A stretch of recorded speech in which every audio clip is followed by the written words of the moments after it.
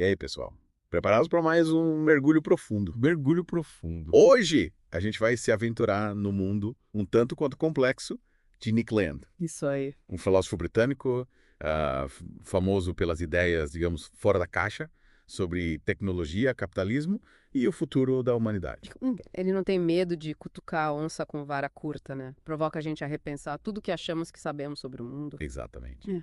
E para nossa expedição de hoje, a gente vai usar como mapa uma entrevista que ele deu recentemente ao Theory Underground. Uma entrevista, aliás, cheia de insights. Cheia, cheia. É. A gente vai dissecar os principais pontos, desmistificar alguns conceitos e tentar entender por que o trabalho dele é tão relevante, especialmente hoje em dia. Ele tá cada vez mais, digamos, atual. Total. E já que a gente está falando de ideias polêmicas, vamos começar com uma das frases mais impactantes do Nick Land. Nada humano sobrevive ao futuro próximo. Uma frase pra deixar qualquer um de cabelo em pé, né? De cara, a gente já vê que o papo vai ser sério. Mas antes de mergulhar de cabeça nessa frase, vamos dar uma situada para quem não conhece o Nick Land. Quem é esse cara? O que ele pensa? Boa. O Nick Land é um filósofo britânico, ficou famoso por causa das ideias, às vezes controversas, sobre a aceleração tecnológica, o capitalismo e o impacto da tecnologia na sociedade. Uhum. Ele fez parte de um grupo de pesquisa chamado Cybernetic Culture Research Unit, o CCRU, que explorava temas como cibernética, cultura e teoria social. Bem, Ele é um pensador, vamos dizer, radical, nos leva a questionar os limites do que a gente considera humano. já deu para ver que o cara é um visionário. Mas e a tal frase? Nada humano sobrevive ao futuro próximo. Como é que a gente deve interpretar isso? É importante a gente entender o contexto.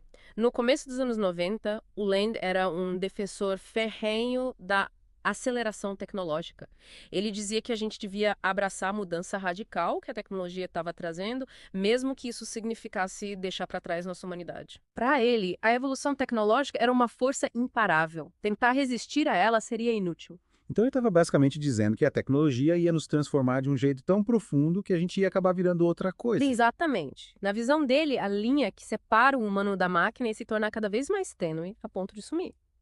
Parece coisa de ficção científica, mas a gente está vendo que essa linha está cada vez mais tênue mesmo, né? Totalmente. A gente já vive imerso em tecnologia. Pois é, mas parece que o próprio Land repensou essa ideia, né? Na entrevista ele fala que passou a ter mais respeito pelo mito dos humanos no espaço, embora ainda ache improvável um futuro puramente antropomórfico. O que será que aconteceu para ele mudar de ideia? Um fator importante foi a atenção que ele começou a dar ao conceito de eficiência. Ele argumenta que um futuro espacial com a colonização de outros planetas impõe certas restrições, tanto em termos de superinteligência robótica, quanto em relação à nossa biologia básica, a biologia humana. Aham. Ele usa o exemplo do crânio humano, que é desproporcionalmente grande em relação ao canal de parto. Uma limitação para nossa espécie. Caramba, essa é uma maneira, digamos, bem direta de encarar a questão. Direta e realista. E o que isso significa pra gente? Será que essa busca pela eficiência, especialmente na exploração espacial, pode nos levar a abandonar a nossa própria humanidade? É uma pergunta que o Land não responde diretamente, mas ele nos convida a pensar sobre o que significa ser humano no futuro dominado pela busca por otimização. Será que nesse processo a gente não vai perder o que nos torna únicos? Essa é uma questão profunda. E por falar em ideias radicais, a gente não pode deixar de lado a afirmação do Land de que o capitalismo é inteligência artificial. E ele não está falando em metáfora. Pois é, ele leva essa ideia a sério. Ele enxerga uma conexão fundamental entre os dois. E como é que ele explica isso? Ele argumenta que o capitalismo, como um sistema descentralizado, não planejado, já demonstra uma forma de inteligência. A capacidade do capitalismo de resolver problemas, de alocar recursos, se adaptar às mudanças, tudo isso para ele são sinais de uma inteligência em ação. É uma perspectiva bem diferente da que a gente costuma ouvir em debates sobre inteligência artificial, né? O foco geralmente é na IA computacional, sem levar em conta o papel do capitalismo. Exatamente. O Land quebra esse paradigma. Ele coloca o capitalismo como uma forma de inteligência artificial que molda o mundo há séculos. E ele leva essa ideia a um outro nível, né? Falando da tal singularidade tecnocapitalista, como se a mão visível do mercado estivesse se tornando consciente. Exato. Ele vê o capitalismo e a IA computacional como duas faces da mesma moeda, caminhando para um futuro onde a inteligência não é mais definida apenas pela cognição humana. E será que já está vivendo os primeiros estágios dessa singularidade? Que tipo de futuro essa singularidade tecnocapitalista nos reserva? O Land levanta essa questão, mas não dá uma resposta pronta. Ele nos deixa com a pulga atrás da orelha, questionando o papel da tecnologia e do capitalismo na construção do nosso futuro. É, muita coisa pra gente digerir. E tem mais, né? Um dos argumentos contra essa visão da eficiência capitalista é a preocupação com o potencial humano desperdiçado. É aquela imagem do Einstein trabalhando numa mina de carvão, sabe? Um gênio ignorado pelo sistema. Sim, sim. O Lons considera esse argumento, mas ele se mostra cético em relação à ideia de que existe um potencial humano puro, intocado pelo capitalismo, esperando para ser descoberto. Para ele, o capitalismo é muito eficiente em identificar e usar qualquer potencial que seja comercialmente viável. Então, como explica essa aparente contradição? Ele argumenta que o capitalismo é extremamente eficaz em reconhecer e explorar talentos que podem gerar lucro. Mesmo em áreas que, à primeira vista, parecem distantes da lógica capitalista, como a arte, a música, o sistema consegue identificar talentos e transformá-los em produtos rentáveis. Mas e aquelas coisas que não podem ser facilmente transformadas em mercadoria?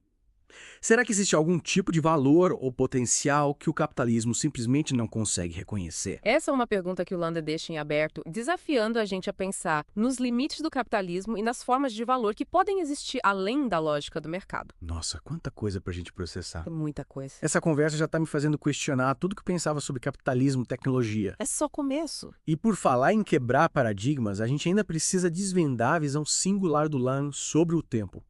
Pelo que já vi por aí, podemos esperar algo bem intrigante. Pode esperar. A visão dele sobre o tempo é, no mínimo, inusitada. Mas antes da gente embarcar nessa viagem temporal, vamos fazer uma pausa para respirar e digerir tudo que a gente já conversou. Boa ideia. Voltamos já já. E voltamos para o nosso mergulho no mundo, no mínimo, peculiar de Nick Land. Antes da pausa, a gente estava prestes a desvendar a visão dele sobre o tempo. Você mencionou que essa teoria tem uma forte influência de Kant, né? Sim, exatamente. Para entender a visão do Land sobre o tempo, a gente precisa recorrer ao Kant e a ideia dele de tempo como uma forma transcendental de intuição. Parece complicado, mas vamos tentar descomplicar. Para quem não é filósofo de carteirinha, forma transcendental de intuição soa um tanto abstrato, né? Você consegue explicar isso de uma maneira mais, digamos, pé no chão. Claro. Basicamente, o Kant argumentava que o tempo não é só uma sequência linear de momentos do passado para o presente e futuro. Para ele, o tempo é uma estrutura fundamental da nossa mente, a lente através da qual a gente percebe e organiza a realidade. É como se o tempo fosse o palco onde a experiência acontece e não só os eventos que se desenrolam nesse palco. Entendi? Então, para o Kant, o tempo não é algo objetivo, externo a nós, mas sim uma forma de percepção intrínseca à nossa mente. E como Land se apropria dessa ideia kantiana? Aí que a coisa fica interessante. O Land usa o Bitcoin como exemplo para ilustrar a visão kantiana do tempo. Ele argumenta que o blockchain, com essa necessidade de registrar os eventos numa ordem específica e imutável, demonstra a possibilidade de um tempo absoluto local, em contraste com a relatividade do tempo proposta por Einstein. Peraí, tá dizendo que o Bitcoin refuta o Einstein. Calma, ele não está dizendo que a física do Einstein está errada. O que ele argumenta é que, dentro de um universo regido pela relatividade, o Bitcoin demonstra a possibilidade de uma sucessão absoluta de eventos, pelo menos dentro do contexto do blockchain. É como se o Bitcoin criasse uma bolha temporal onde o tempo flui de um jeito diferente. Caramba, isso é de explodir a cabeça. Então, basicamente, o Lan está dizendo que existem diferentes maneiras de vivenciar e entender o tempo e que o Bitcoin dá pra gente um vislumbre de uma dessas possibilidades. Exatamente. E essa ideia nos leva de volta à experiência do ouvinte. Pense em como a sua percepção do tempo molda a sua compreensão do mundo. Como seria experimentar o tempo de um jeito completamente diferente? Que tipo de realidade essa nova experiência temporal revelaria? Essa é uma pergunta que me deixa com mais perguntas do que respostas. Falando em mistérios, a gente não pode deixar de lado um dos aspectos mais intrigantes e muitas vezes mal compreendidos do trabalho do Land. A conexão dele com o ocultismo, com ideias esotéricas. Ele era ligado ao CCRU, né, um grupo que explorava ideias, digamos, da margem do mainstream e tinha essa fascinação por símbolos tipo 5 grandes lêmures e um numerograma. Verdade. E aqui que as coisas podem ficar meio confusas para quem não está familiarizado com esse lado mais, vamos dizer, obscuro do trabalho do Land. Mas é importante a gente lembrar que ele não está necessariamente apoiando nenhuma crença ocultista específica. O que ele destaca é a importância da gente reconhecer que as ideias, muitas vezes, chegam em fragmentos, em momentos de insight que parecem aleatórios. É como montar um quebra-cabeça, e às vezes leva tempo, até décadas, para juntar todas as peças e ter a visão completa do quadro. Não se trata de decifrar algum código secreto, mas sim de usar esses conceitos esotéricos como ferramentas para pensar, para explorar diferentes maneiras de entender a realidade. Exatamente. Eles funcionam como chaves que abrem portas para diferentes percepções, diferentes modos de investigação. Lembra que, como o Land enfatiza, as ideias muitas vezes chegam fragmentadas. A gente pode não entender totalmente o significado delas no momento em que a gente as encontra. É só com o tempo, revisitando essas ideias e conectando-as com outras, que o significado completo emerge. É como se a gente estivesse decifrando um texto oculto, onde o significado está sempre codificado, esperando para ser desvendado. E essa busca pelo significado, essa exploração incansável, parece ser um dos fios condutores do trabalho do Land. Com certeza. E essa perspectiva nos convida a abordar o conhecimento com uma postura de curiosidade e humildade, reconhecendo que sempre tem mais para descobrir, mais para entender, além da superfície das coisas. E falando em desafiar o pensamento convencional, lembro que no começo você mencionou a relação do Land com o conceito de aceleração tecnológica. Ele era um defensor ferrenho dessa ideia, né? Sim, lá no começo dos anos 90, ele era um dos principais expoentes do aceleracionismo. Uma corrente de pensamento que defendia que a única saída para os problemas da sociedade moderna seria acelerar ainda mais o desenvolvimento tecnológico. Ele acreditava que a tecnologia tinha o potencial de nos libertar das amarras da biologia, da escassez e até da nossa própria mortalidade. Uma visão bem radical, né? Mas essa ideia, pelo menos nessa forma mais extrema, não está isenta de perigos, certo? Acelerar o desenvolvimento tecnológico sem levar em conta as consequências sociais e éticas pode ser um caminho bem arriscado. Exatamente. E é importante lembrar que o próprio Land, ao longo dos anos, passou a ter uma visão mais, digamos, matizada sobre o aceleracionismo. Ele reconheceu que a aceleração tecnológica desenfreada pode levar a cenários distópicos, onde a desigualdade, a exploração, o controle social se intensificam. E como ele conciliou essa preocupação com a crença no potencial transformador da tecnologia? Ele passou a defender um aceleracionismo mais estratégico, que levasse em conta as questões éticas e sociais. Ele argumentava que a gente precisa direcionar a aceleração tecnológica para a criação de um futuro mais justo, sustentável, libertador. E não só para a maximização do lucro e do poder. Faz sentido. E essa mudança de perspectiva, esse olhar mais crítico sobre o aceleracionismo, nos leva a questionar qual o papel da ética e da responsabilidade social nesse processo de transformação tecnológica que a gente está vivendo. É a pergunta de $1 milhão. Afinal, a tecnologia não é neutra. Ela é moldada pelos valores, interesses, intenções de quem a cria e controla. E à medida que a tecnologia se torna cada vez mais poderosa, a necessidade de um debate ético e social sobre seus impactos se torna ainda mais urgente. E como o trabalho do Land contribui para esse debate? Quais as principais lições que a gente pode tirar das ideias dele para navegar nesse mundo cada vez mais complexo e tecnológico? O Land nos desafia a questionar as narrativas dominantes sobre o progresso tecnológico. Ele nos convida a pensar criticamente sobre o impacto da tecnologia na sociedade, na cultura, na própria natureza humana. E nos alerta para os perigos de um futuro moldado por forças impessoais e incontroláveis, como o mercado ou inteligência artificial desenfreada. Nossa, quanta coisa para refletir. E tem mais. O Land também se dedicou a analisar a relação entre capitalismo e tecnologia. Ele viu uma conexão profunda entre esses dois sistemas. Sim, ele argumentava que o capitalismo era um sistema super eficiente em gerar inovação tecnológica, mas que essa mesma eficiência podia ter consequências negativas, como a exploração do trabalho, a degradação ambiental, a concentração de poder nas mãos de uma elite. Para o Land, o capitalismo era tipo um motor da inovação, mas um motor que precisa ser controlado, direcionado para fins mais justos e sustentáveis. Exatamente. Ele não era um crítico ingênuo do capitalismo que defendia a volta a um passado idealizado. Ele reconhecia a capacidade do capitalismo de gerar riqueza e progresso material, mas alertava para os seus efeitos colaterais e para a necessidade de reformá-lo, de torná-lo mais humano, mais responsável. E como ele imaginava essa reforma do capitalismo, que tipo de futuro ele vislumbrava? O Land não oferecia um plano detalhado para reformar o capitalismo, mas ele acreditava que a tecnologia podia ser uma ferramenta poderosa para criar um futuro mais justo e igualitário. Ele imaginava um futuro onde a automação libertaria os trabalhadores do trabalho alienante, repetitivo, abrindo espaço para atividades mais criativas e gratificantes. É uma visão otimista do potencial da tecnologia. Mas, ao mesmo tempo, ele também alertava para os perigos da automação desenfreada, né? Com certeza. O Land reconhecia que a automação, se não for bem administrada, pode levar ao desemprego em massa, à intensificação da desigualdade social, à concentração de poder nas mãos das grandes corporações de tecnologia. É um dilema e tanto. Por um lado, a tecnologia tem um potencial de libertar a gente do trabalho alienante, criar uma sociedade mais justa e próspera. Por outro, se a gente não tomar cuidado, ela pode aprofundar as desigualdades e nos levar para um futuro distópico. E é por isso que o trabalho do Land é tão relevante. Ele nos obriga a confrontar essas questões e a pensar criticamente sobre o papel da tecnologia na construção do nosso futuro. Ele nos convida a sermos agentes conscientes da mudança e não só espectadores passivos. Nossa, quanta coisa pra gente processar! E ainda tem muito que explorar no mundo do Nick Land. Mas acho que essa é uma boa hora para a gente fazer uma pausa e deixar nossos ouvintes digerirem todas essas ideias. Voltamos já já para a parte final do nosso mergulho. Voltamos para a reta final da nossa imersão no universo do Nick Land. Que viagem, hein? Mas ainda tem bastante coisa para a gente explorar. Bastante. A gente ainda precisa falar sobre a relação do Land com Slavoj Žižek. Verdade. É aquele filósofo esloveno, né?